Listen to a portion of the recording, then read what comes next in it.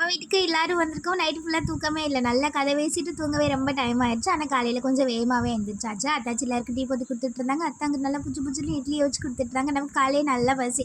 எந்திரிச்சுமே இட்லி நாட்டுக்கோழி குழம்பு வச்சு சாப்பிட்டுவிட்டு நம்ம புதன்கிழமை சூப்பர் மார்க்கெட் ஆனால் இப்போ திங்கக்கிழமை வந்துட்டு இருக்காங்க. அவங்கக்கிட்ட போய் கொஞ்சம் திங்ஸ் எல்லாமே வாங்கி வச்சுட்டு இருந்தோம் நானும் செல்வாவும். என் நாத்தனா எழுந்திரிச்சதும் அவள் வேலையை பார்த்துட்டு அவள் கிளம்ப ஆரம்பிச்சிட்டா. அன்றைக்கி திங்கக்கிழமை ஸ்கூல் இல்லை, அதனால் இருன்னெலாம் சொல்ல முடியாது. அவ்வளோதான் சண்டைக்கு வந்துடுவா. ஏன்னா அவள் சொல்லி தான் வந்தா காலையில் என்ன ஒழுங்காக ஸ்கூல் அனுப்பி விட்டுருங்க அப்படின்னு. அண்ணனும் அவளும் கிளம்பிட்டாங்களா. அவங்கள அனுப்பி வச்சுட்டு சாப்பாடு ரெடி. அத்தை சாம்பார் வச்சுருந்தாங்க.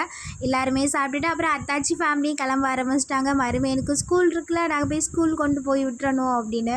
எல்லாரும் வாங்கன்னு சொல்லும் போதே காலையில் வேகமாகவே அனுப்பி விட்டுறோம் அப்படின்னு சொல்லி தான் வர சொன்னோம். அதனால எல்லாருக்குமே பாய் பாய் சொல்லிட்டு 6 பேர் இருக்கும்போது ஒரு மாதிரி நல்லா ஜாலியாக கலகரன்னு இருந்தா.